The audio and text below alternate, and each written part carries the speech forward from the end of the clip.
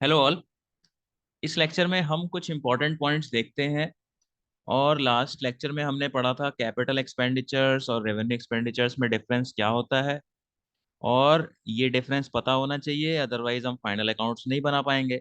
हमें पता नहीं चलेगा कि कौन सी चीज़ कहाँ पे किस अकाउंट में जाएगी, प्रॉफिट एंड लॉस में जाएगी या फिर बैलेंस शीट में जाएगी। ठीक है। तो इसमें इंपॉर्टेंट चीज़ें आपको क्या देखनी है कि जितने भी रेवेन्यू आइटम्स होते हैं वो ट्रेडिंग अकाउंट में जाते हैं या प्रॉफिट एंड लॉस में जाते हैं, और जितने भी कैपिटल आइटम्स होते हैं वो बैलेंस शीट में जाते हैं। ठीक है। तो ये चीज़ तो आपको क्लियर हो गई होगी जब आपने कैपिटल एक्सपेंडिचर और रेवेन्यू एक्सपेंडिचर में डिफरेंस पढ़ा होगा, और कैपिटल रिसिप्ट और रेवेन्यू रिसिप्ट में डिफरेंस पढ़ा होगा। अब देखो, जब आप ट्रायल बैलेंस बनाते हो, ट्रायल बैलेंस से ही तो हम फाइनल अकाउंट्स बनाते हैं। तो ट्रायल बैलेंस में क्या चीजें होती हैं? कुछ तो डेबिट चीजें होती हैं, कुछ क्रेडिट चीजें होती हैं। और आपको ये पता होना चाहिए कि डेबिट सिर्फ दो चीजें होती हैं। डेबिट सिर्फ दो चीजें होती हैं, एक तो एसेट डेबिट होती है और एक एक्सपेंसेस डेबिट होते हैं। ठीक है। और क्रेडिट आपको पता होना चाहिए, तीन चीजें होती हैं सिर्फ, एक तो कैपिटल क्रेडिट होती है, और एक लाइबिलिटीज क्रेडिट होती है, और एक इनकम क्रेडिट होती है। ठीक है। और देखो, debit all expenses credit all incomes, ये तो आपका नॉमिनल अकाउंट का रूल भी है ये। ठीक है। तो ट्रायल बैलेंस जब बना हुआ होता है और उससे हम फाइनल अकाउंट्स बनाएंगे, तो हमेशा ध्यान रखना है ट्रायल बैलेंस की जो चीज़ें होती हैं वो सिर्फ एक जगह जाती हैं।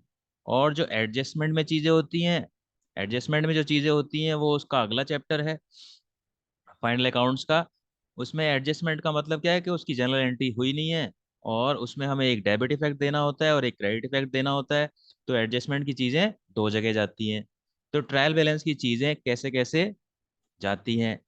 तो डेबिट वाली चीज़ या तो एक्सपेंस होगी, और ट्रेडिंग अकाउंट और प्रॉफिट एंड लॉस अकाउंट में डेबिट में एक्सपेंस लिखते हैं हम, और एसेट साइड में बैलेंस शीट के अंदर डेबिट वाली चीज लिखेंगे। या तो डेबिट वाली चीज एसेट होगी, एसेट होगी तो वो बैलेंस शीट के एसेट साइड में चली जाएगी।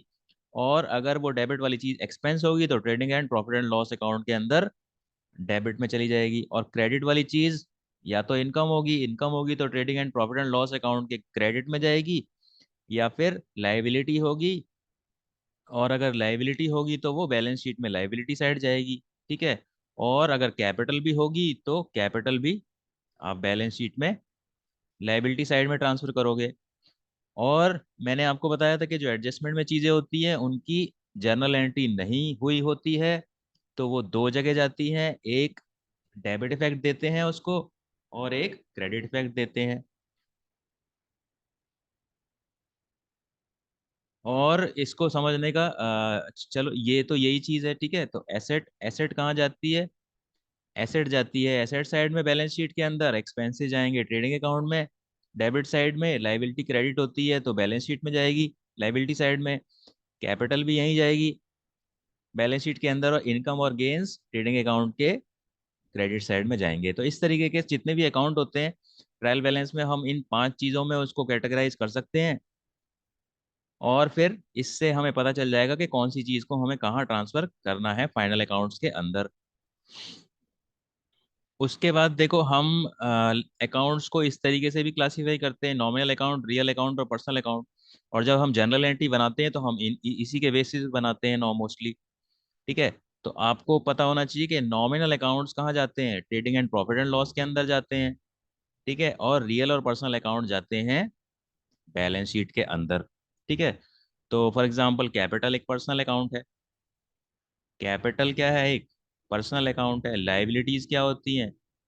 पर्सनल अकाउंट होती हैं। एसेट्स क्या होती हैं? रियल अकाउंट होती है। ठीक है। और नॉमिनल अकाउंट में मान लो फॉर एग्जांपल एक्सपेंसेस पेड हो गया तो वो डेबिट हो जाएगा। ठीक है। और अगर एक्सपेंसेस, सॉरी, अगर इनकम रिसीव्ड है तो वो क्रेडिट हो जाएगा। ठीक है। तो इस तरीके से हमें पता होना चाहिए कि नॉमिनल अकाउंट को हम फाइनल अकाउंट्स के अंदर कहाँ ट्रांसफर करते हैं, और रियल और पर्सनल अकाउंट को कहाँ ट्रांसफर करते हैं।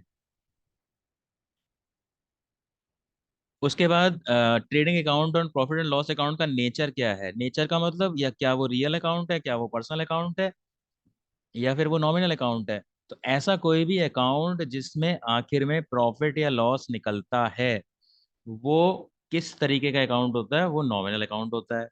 तो ये चीज़ आपको हमेशा ध्यान रखनी है कि जिस अकाउंट के आखिर में प्रॉफिट या लॉस निकलता है वो नॉमिनल अकाउंट होता है।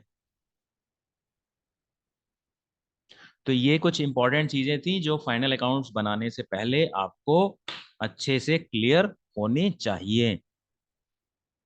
और ये सब चीजें, कैटेगराइजेशन, क्लासिफिकेशन आपको पता होगा तो आप फाइनल अकाउंट बना पाओगे, अदरवाइज आपको दिक्कत होगी फाइनल अकाउंट्स बनाने में। तो ये थे कुछ इंपॉर्टेंट पॉइंट्स फाइनल अकाउंट से related. So that is it for this lecture. Thank you.